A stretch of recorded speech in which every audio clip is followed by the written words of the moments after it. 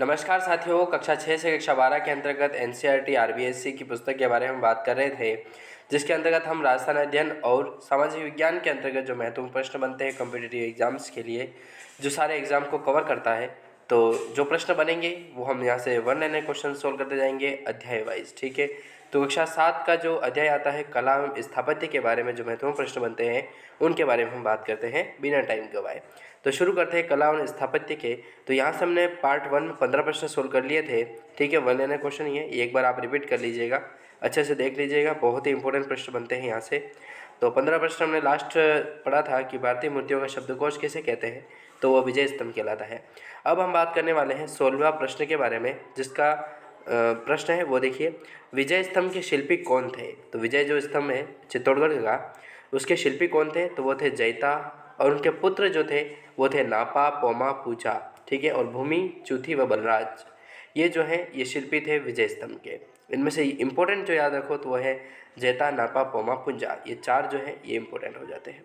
फिर बात करते हैं राजस्थान की प्रमुख चित्रशैलियाँ कौन सी है।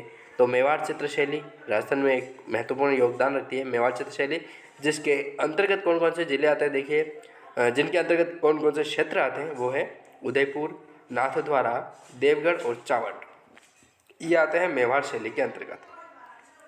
मारवाड़ शैली के अंतर्गत बात करें तो मारवाड़ शैली में जोधपुर, सिरोही, बीकानेर और जैसलमेर भाग आता है। हाड़ौती शैली की बात करें तो हाड़ौती के अंदर कोटा, बूंदी, बारा, झालावाड़ जो है वो आता है, हाड़ौती के अंदर आता है, ठीक है। और हाड़ौती शैली के अंतर्गत सिर्फ कोटा, बूंदी, झालावाड़ ही आता है। ढूंढार शैली की बात करें तो जयपुर आता है, अलवर, उनियारा जो टोंक है वो आता है, और शेखावाटी आता है। किशनगढ़ शैली की बात करें तो अजमेर और किशनगढ़ जो है वो किशनगढ़ शैली के अंतर्गत आते हैं। राजस्थानी चित्र शैली के आरंभिक ग्रंथ कौन से हैं, तो वो है चौर पंचाशिका और चावंड राजमाला। 19वां अध्याय आता है राजपूताना राज्य में पल्लवित चित्रशैली का राजस्थान चित्रशैली के रूप में मान्यता किसने दी थी, तो ये दी गई थी रामकृष्ण दास के द्वारा।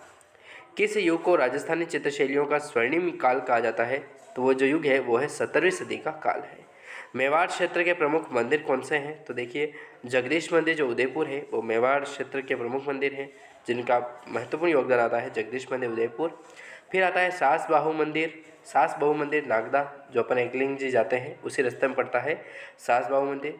फिर पड़ता है अंबिका मंदिर, जगत का जो जगत अंबिका मंदिर है वो जगत का है। श्रीनाथ जी मंदिर राजसमंद में स्थित है। श्री एकलिंगनाथ जी मंदिर उदयपुर कैलाशपुरी में स्थित है। ऋषभदेव मंदिर की बात करें तो उदयपुर में स्थित है, ऋषभदेव धुले में।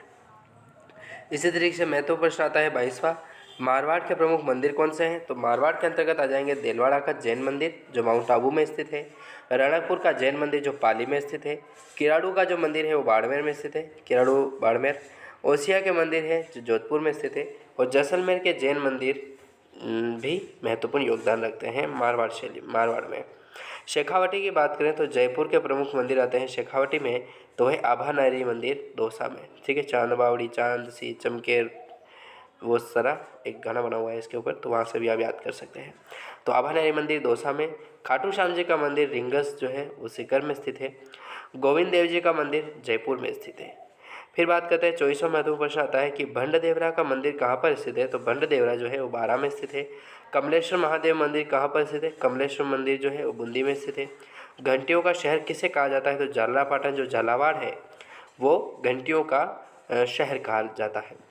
जैसलमेर की प्रमुख हवेलियाँ कौन सी है, तो जैसलमेर की प्रमुख हवेलियों में नाम आता है सालम सिंह की हवेली, नथमल की हवेली और पटवों की हवेली। मूसी महारानी की छतरी कहाँ पर स्थित है, तो मूसी महारानी जो है वो अलवर में स्थित है। गोपाल सिंह की छतरी कहाँ पर है, तो गोपाल सिंह की जो छतरी है वो करौली में। यहाँ से महत्वपूर्ण प्रश्न बनते हैं वो देख लीजिए। 84 खंभों की छतरी कहाँ पर स्थित है, तो बूंदी में स्थित है 84 खंभों की। सेठों की छतरी कहाँ पर है, तो रामगढ़ में सेठों की छतरी स्थित है। ईश्वर सिंह की छतरी कहाँ पर है, तो गेटौर में ईश्वर की छतरी स्थित है। जसवंत सिंह का थड़ा जो जोधपुर में स्थित है, ठीक है, ताजमहल कहलाता है।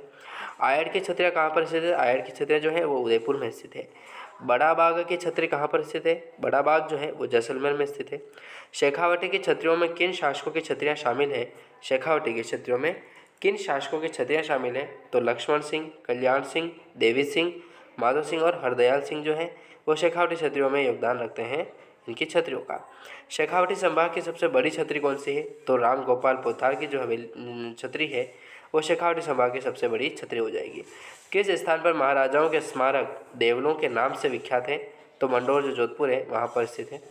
ठीक है, इस तरीके से हम बात करते गए थे और अब बात करेंगे भक्ति व सूफी आंदोलन के बारे में। ठीक है, तो यहाँ से भी जो महत्वपूर्ण प्रश्न बनते हैं उनके बारे में हम बात करते जाएंगे।